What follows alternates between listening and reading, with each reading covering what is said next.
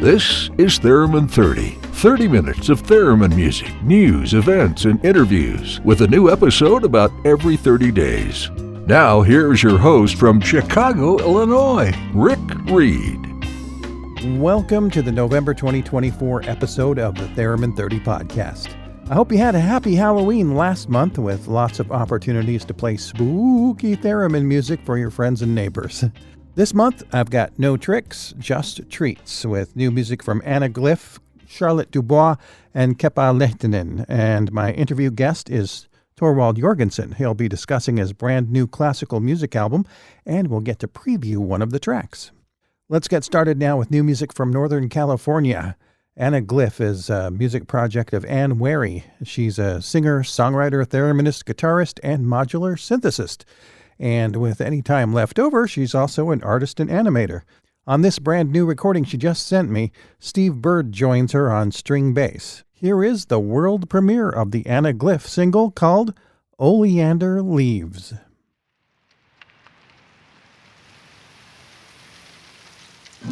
Moonlight is fading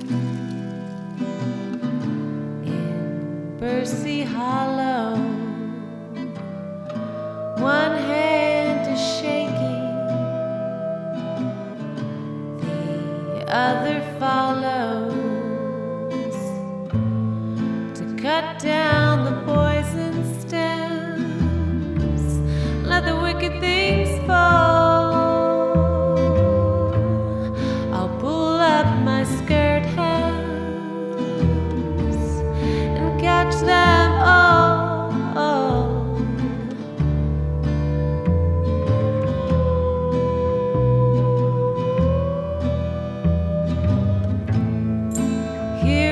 Our bedroom, a branch for our door. Shade was our curtain, leaves for the floor. Dim was the filtered light through oleander leaves. Dim were our wits that night to nest among thieves over there under the alder, under there beneath the tree.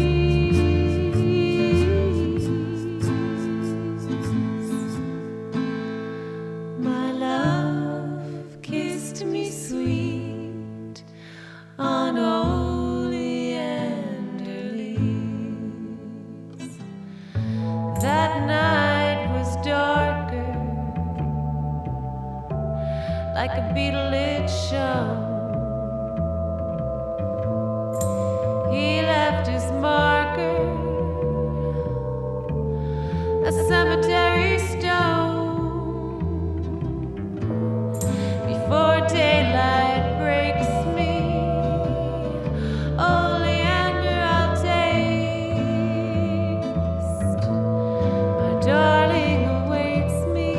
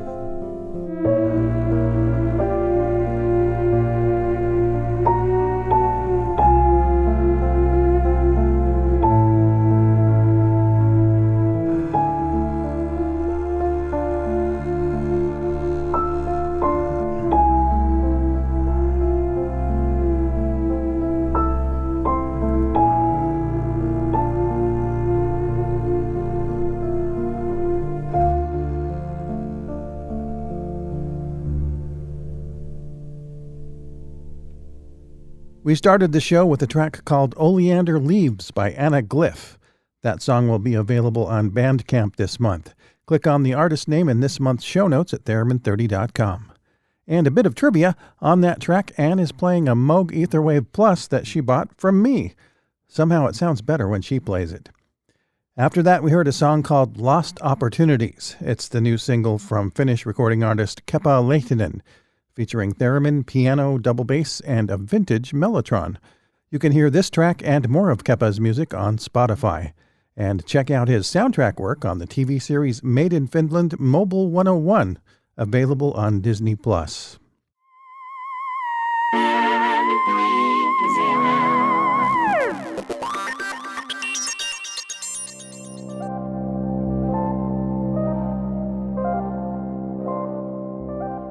It's time now for the Theremin 30 calendar of Theremin events. On November 19th and 20th, Spanish thereminist Javier Diaz-Ena will share the stage with thereminist Ernesto Mendoza and pan drummer Arturo Fernandez in Mexico City.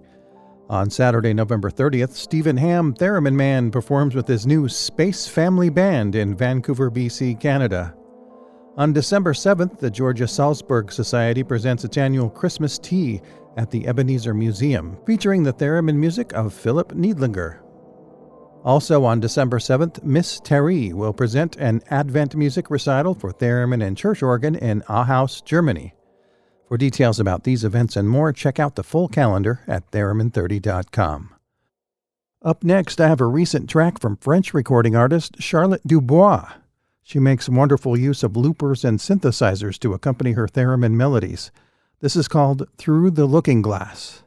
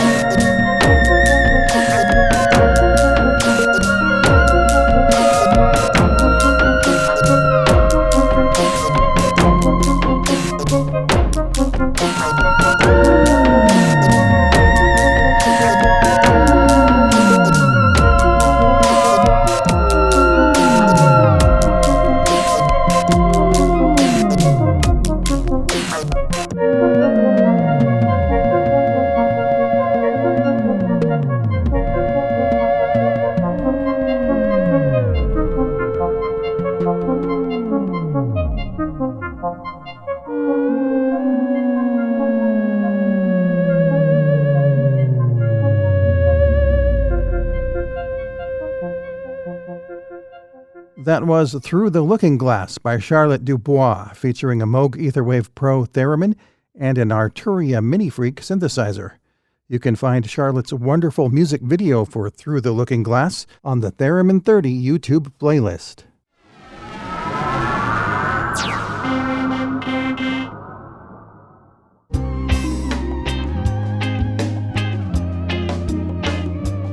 Professional classical thereminist Thorwald Jorgensen has a new album set for release later this month. He spoke with me about it a few days ago from his home in the Netherlands. Thank you so much for being on the Theremin 30 podcast. I'm happy to be there. Yeah, it's great to have you back. It's been a couple of years, but we did see each other in June in Denmark at the International Theremin Camp. Yes, wasn't that a blast? It was amazing, wasn't it? It was so much fun, and I was just fascinated how you could come in and learn a new piece in a matter of 4 days and then perform it live. Yeah. We got the score like a few days before and just play and do it. It's that's the job, of course. While we were there, you mentioned that you have a new album coming out soon, and that's why you're on the show this month. So tell me about Nuit Exotique. That's my very bad American accent of a French title. The title is Nuit Exotique. The album is coming out this month or maybe early December. And it's a little bit different than the previous one because with the previous one we decided to go completely original theremin music. So everything was originally written for theremin, and with this album it's the opposite. We play pieces written for other instruments on theremin. For instance, we play Nuit Exotique by Bloch, which is a tricky piece, but it works beautifully on theremin. And we just wanted to have an album with beautiful music played to the best of our abilities and add some exotic touch. So the overall exotic touch, of course, is the theremin, because that in itself is an exotic instrument. But we decided on Nuit Exotique was the first piece we decided on, and we found pieces which fitted that type of music. At least I'm happy with the end result. We have a nice selection of pieces which suit the theremin very well, and some pieces are familiar because I played two pieces from Clara Rockmore's repertoire, the Ravel Habanera and the Casado Requiebros. But for the rest, most of it is new and never played before on theremin. So I hope everybody will like it. I'm curious about your process. Do you learn the songs and perform them live first and then go into the studio? Or are you kind of experimenting in the studio as you're recording? There's no time for experimenting because the studio is booked for 2 days and it has to be done in that time set. So what we do with my pianist, of course we have a regular duo, we perform often. We decide on pieces and we try them. If it works, we keep them. If it doesn't work or we should improve on it or whatever, we work on it. And that's how we come to a program. And then, of course, we rehearse that, we practice it, and we make sure that we can do it to the best of our ability. And then you have 2 days in the studio just to record it. So it has to be done quick, unfortunately. You have the piano and theremin. Are you multi-tracking that in the recording studio, or is it a live performance that you're recording? We record live. We play in a concert hall, obviously. So we have the beautiful acoustics of the hall. And we have microphones everywhere, so everything is recorded. Then in the end, if there's, for instance, a balance problem, things can be adjusted in a mix. But in general, it's a live performance. What we play is what you hear. When you're recording the theremin, are you recording the direct signal out and a microphone on a PA speaker? And then you mix the two together? I'm not that technical, but I know the recording engineer put a cable into my theremin to have that direct output, and maybe it's mixed, maybe it's not. I don't know. For me, what I think is important is that it sounds like the way we do in concert. It should have a live energy, because if you record separately, you record different energies, and now we play together, so we record the same energy. And I think that is audible in what we present in the album. It really is concert music, so we play it as a concert. So I was listening to another recording of the title track Nuit Exotique done with violin and piano, and I was wondering, when you're learning a new piece that was not written for theremin, are you listening to other recordings to get a feel for the expressions and timing and so on, or is it something that you just work on your own? I do listen to it, but I listen in the beginning. So I listen if I see sheet music, if I find a piece which I think is interesting, I look it up, I listen to it, and I listen to 1 or 3 versions. But if I decide to play it myself, I don't listen to any recordings anymore because I don't want to copy anything or anybody. And if I have some ideas about phrasing, I can do this with my pianist, or also I have a violin coach, who sometimes helps me with phrasing or vibrato. So we work on it as you would do on a regular instrument, and not copy what a violinist is doing, because that will never work. You have to find your own way within the music. And if you listen to the new exotique on the violin, you will hear that I didn't make any arrangement. I play literally the violin score. I play anything as written as it was for violin, but then on theremin. The idea of having a violin coach help, because I definitely don't play at your level, as you know. But I have to learn a melody on piano before I can usually play it well on the theremin. Because piano was my first instrument, and so it makes more sense to me that way. So it's interesting that you have somebody who's maybe doesn't even know how to play the theremin is helping you to play the theremin.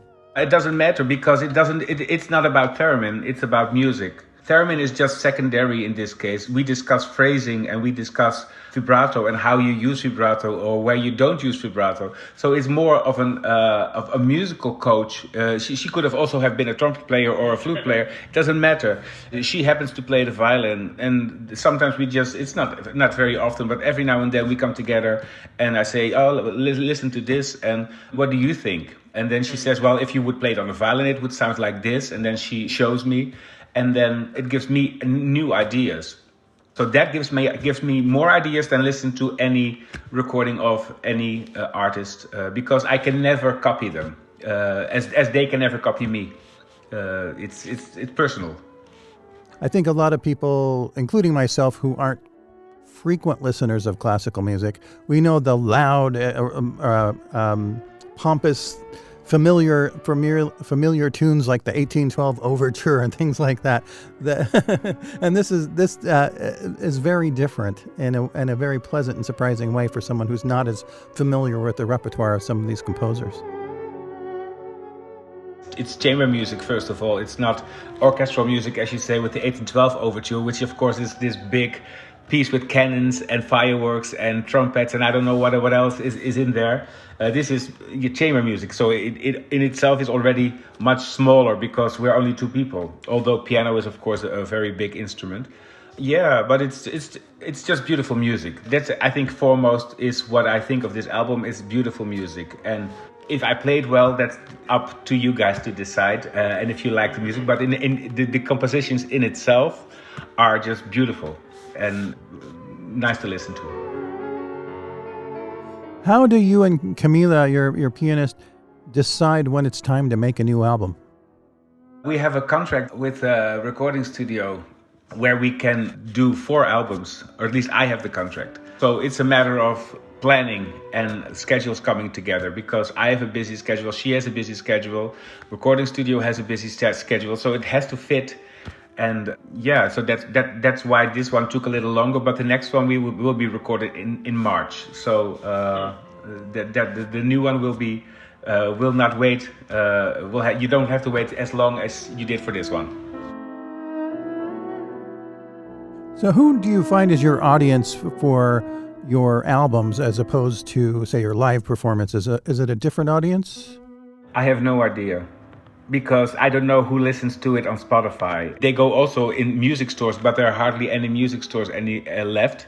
So I don't know who picks it up there. I do know that after concerts, usually a lot of people still want to have an album. We sell them, but that's to the audience. So they already know who I am and what I play. And for the rest, I have no idea. It's out there, and I hope some people like it. At least I'm very proud of it. Well, thank you so much for being on Theremin 30. I wish you great luck with the release of the new album, and hopefully we'll get a chance to see you perform again sometime soon. Thank you so much. Thorwald Jorgensen's new album, Nuit Exotique, will be available in all the usual places beginning in late November. For more details, visit his website by following the link in this month's show notes at theremin30.com. I've also included a video performance of Claire de Lune from the new album on the YouTube playlist. And Thorwald and Camilla Bistrova have a concert scheduled for November 24th in Middelburg, Netherlands. There's a link to ticket information on this month's calendar of events. Let's finish the show with music from the new album. Here is Nuit Calme, or Quiet Night, by Dutch composer Henriette Boesmans, performed by Thorwald Jorgensen and Camilla Bistrova.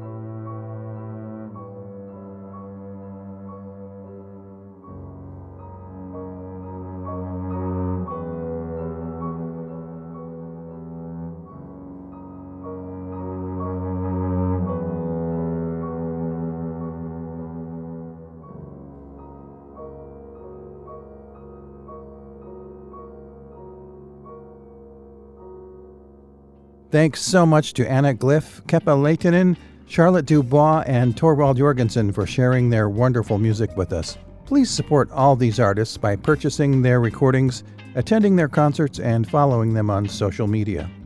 Also, thanks to Thorwald for visiting with me about his new album, Nuit Exotique. And as always, a special thanks to the listeners who support this series with small one-time or monthly donations that help me cover my expenses. I'll be back soon with another 30 minutes of Theremin music and interviews. Until then, I'll see you somewhere in the ether. You've been listening to the Theremin 30 podcast. Visit Theremin 30 on the web at theremin30.com.